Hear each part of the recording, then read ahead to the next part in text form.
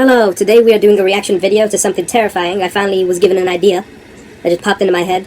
This video is made by Llama Arts. If you want to watch the video, go over to his channel, because on this channel we chop some parts out. If you want to watch the rest of the video, you have to go there. So yeah, let's go.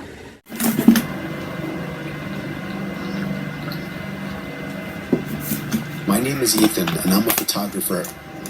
I took a trip last year with my wife to the Colorado mountains for an art project. My wife is also an avid skier, so she talked me into adding skiing into the trip. We had the option to book a room at a ski resort or rent out a private log cabin. The second one seemed more romantic, so I picked that one. Plus, it didn't hurt that it was cheaper. The cabin was nothing luxurious or anything. It was a single-floor, 4-room little thing. A 2-person bedroom, a small living room, a kitchen, and a bathroom. It may have been small, but the actual idea of being secluded in a warm log cabin during a blizzard was amazing. However, the storm was interfering with the cable signal, so we didn't have much to do this one particular evening. It was just starting to get dark out at this point, but there was still a decent amount of light outside, so I thought it would be perfect for getting a few shots and videos in the blizzard for backgrounds and wallpapers. No, that sounds awesome. I told my wife I'd be back within 10 minutes and slipped on my boots and coat. The moment I stepped outside and shut the door, I noticed footsteps leading up to the door in the snow that had blown under the wooden awning. The fuck? I could see the prints doubled, as whoever left them there turned and went the opposite direction. I was freaked the fuck out, but I wasn't about to go inside and scare my wife. I decided to give in to my curiosity and followed the prints to the right side of the cabin. Right away, I noticed that they led to the bedroom window. What the My heart froze in fear when I saw this. I could see my wife sitting on the bed using her iPad. She noticed me and I waved. She left. I continued to follow the footprints around the cabin to the other side. They led to the living room window on the other side. Someone was stalking us, but how long ago was the question? I found myself standing there for a good minute asking myself if I should follow the footprints anymore.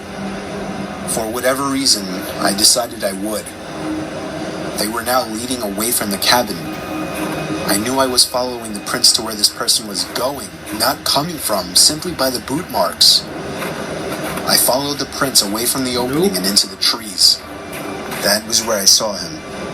A man wearing a black coat facing a tree, slouched down looking at the ground. What the fuck? He was still as a statue, and I could see the snow piling up on his hood and shoulders. Nope.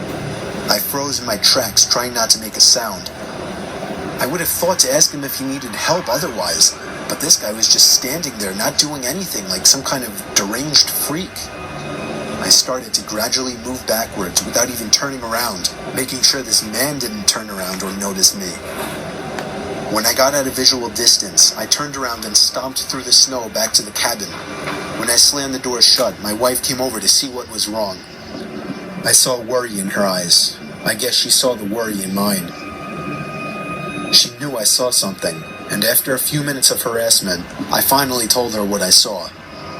She immediately started packing her things, telling me we were leaving right away. Your wife is right. I told her no, we're not going anywhere. What do you mean? I would not get a refund for leaving early, and I wasn't about to up and leave just because some weird guy was walking around outside. She made a point of locking both locks on the door and making sure all of the windows were sealed shut. What if he breaks in? What do you do For then? the rest of the night, we read stuff on our iPads. I reviewed the pictures and videos I had taken so far. You have a gun? We turned out the lights early, as there wasn't much else to do. Dumbass. What if he's still out there? I remember my wife asking me. There's no way he's still out there, I then assured her. Your wife is right. You should have a gun under your pillow or something. You're in the US, right? Small flakes of snow hitting the windows was strangely relaxing, and I knew I'd be able to fall asleep quickly. Except if it wasn't for the knock at the bedroom window. Should have left. We were both still awake, and we both knew it was a knock from a person. Should have left. I ushered my wife out of bed and out into the living room without turning on any lights. Do you have a pistol? There was nothing to use as a weapon whatsoever. Our only option was to run before something might happen. And this I time? told my wife we'd have to forget our luggage and make a dash for the Jeep. We So you rather lose all your shit? Seconds, and instead we of heard a take all knock your at the shit living and room leave window earlier. from the opposite side of our car, we took that opportunity to run. I pressed the unlock button, so grateful I chose to have remote locks on my Wrangler, and we hopped in. The car started with ease, and as soon as the headlights flashed on, the man was standing facing the log cabin on our side now. Hit him with the car. Not a window, just facing the wall of the cabin in the same position I had seen him in earlier, Hit him with the car. as if he were hiding his face. We drove to the nearby ski resort without much trouble in the Jeep. We stayed there for the night and went back the next day to the log cabin to collect our things we left behind. He wasn't there.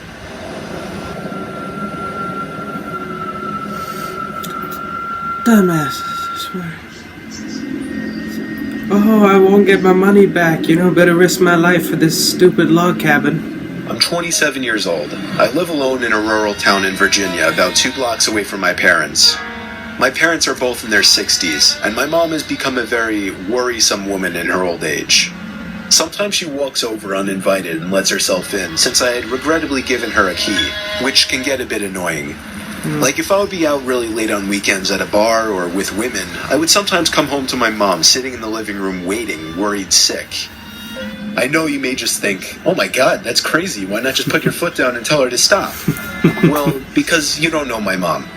It's very hard to describe her, but she's the kind of worrisome, innocent little lady that you just can't bring yourself to go against. And I hate to mention, she also has mild dementia. Anyway, this was Saturday night. I think it was around 2 in the morning. I was at a nearby club with a group of college friends, really the only place to hang out in this boring town, and I was getting ready to head home.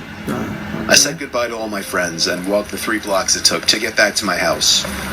I walked up my front stoop in my drunken haze and dug my hands in my pocket for my keys. When I grabbed the doorknob, I realized it was unlocked. My mom was here again. I quietly opened and shut the front door, locking it behind me. I put my keys on the kitchen counter and found a note written in my mom's handwriting saying, "You forgot this at our house, next to the box of half-eaten cake my parents didn't want."